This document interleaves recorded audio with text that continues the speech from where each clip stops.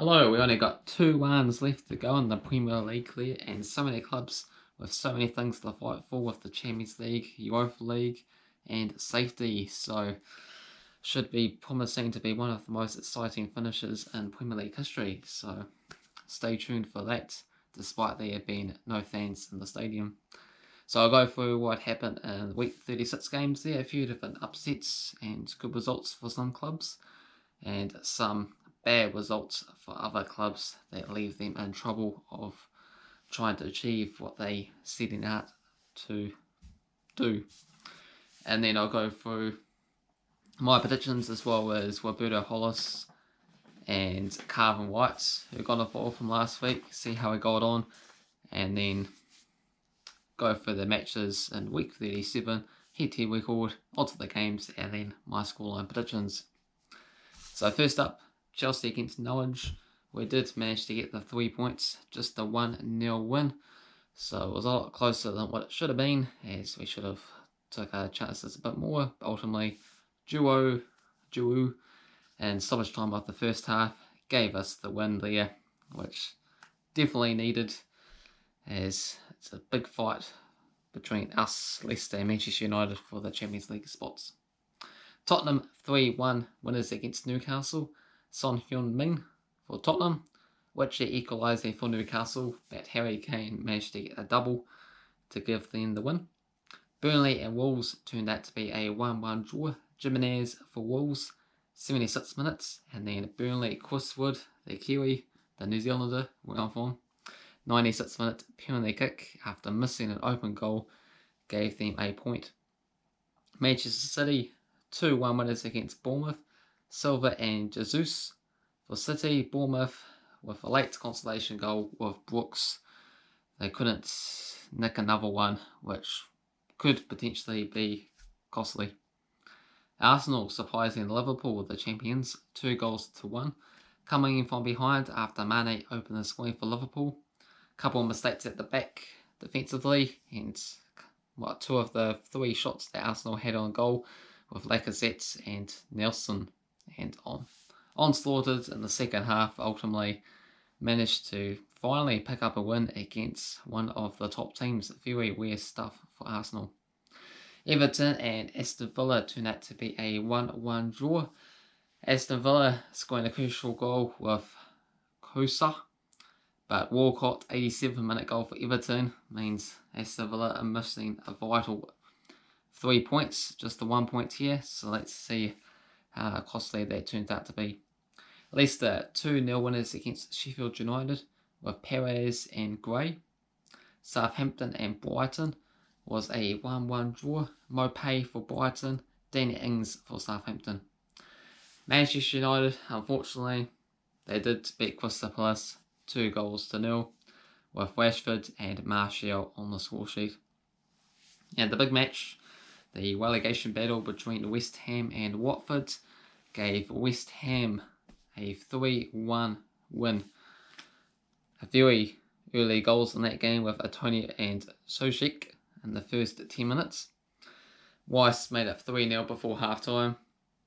Watford got a goal back early on in the second half with Deeney, but ultimately lost the match, means that their survival hopes are well and truly up in the air.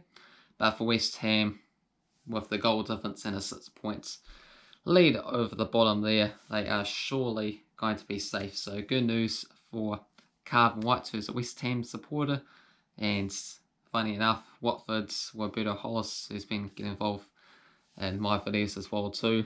It was a big battle between you two subscribers there, and Carvin White came through on that one there. But let's see what happens to Roberto Hollis' Watford team with 2 games left to go.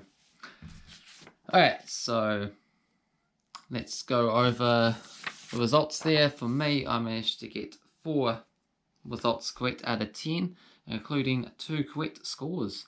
So Tottenham's 3-1 win against Newcastle, and Everton Aston Villa to draw 1-1.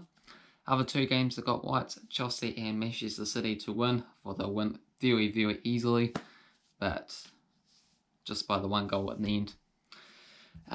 For Carvin White, he managed to get 3 correct. He went for Chelsea to win, Manchester United 2-0 win, correct score, as well as West Ham to win.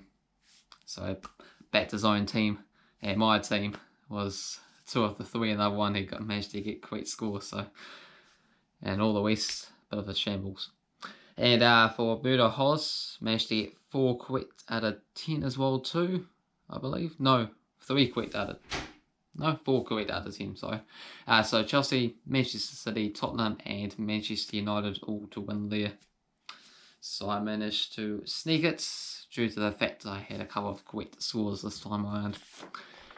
Okay, so let's go through upcoming matches, starting off with tomorrow's game between Norwich and Burnley. Norwich 15 wins, Burnley with 20 wins. There's been 7 draws. Norwich 2 wins and 2 draws in the past 6 games.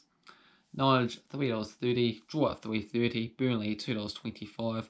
Norwich being relegated, Burnley still within a shot of Europa League. So I'm going to go for Burnley to win at 2-0. We have Bournemouth against Southampton. 13 wins for Southampton, 8 wins for Bournemouth and 9 draws. Bournemouth 1 win and 4 draws in the past 6. Bournemouth at $2.37, $3.60 for the draw, $2.75 for Southampton.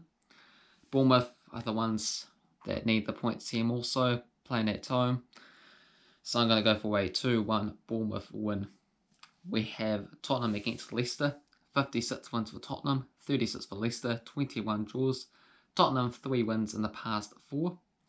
$2.25, $3.40 for the draw, $3 for Leicester.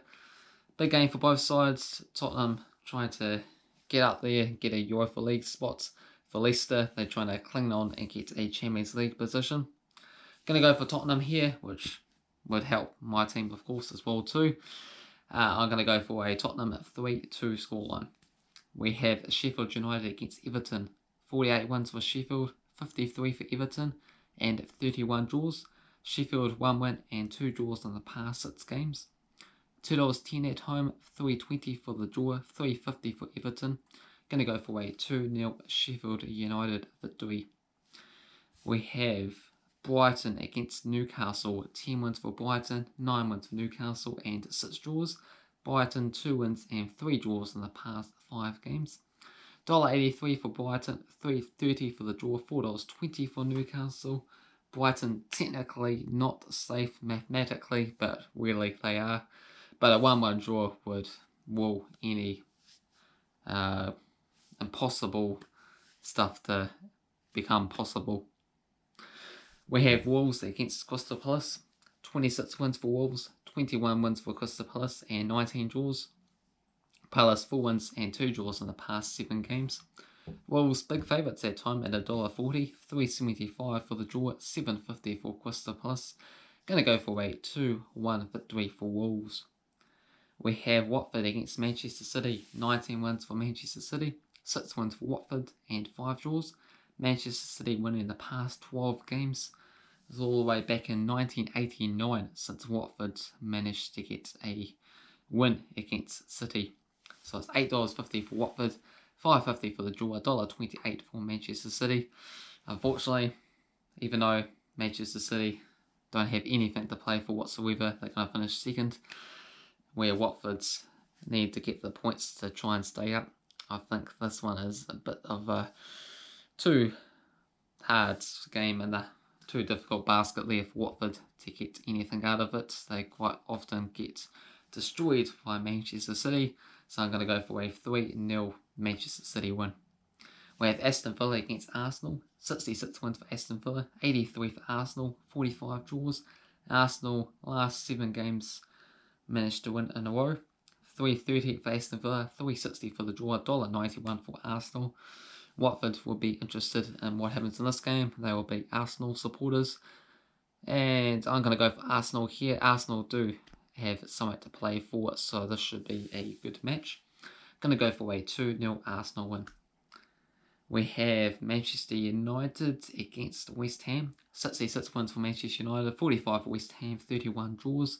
Past 4, 2 wins and a draw for West Ham. It's $1.20 for Manchester United, $6 for the draw, $10 for West Ham.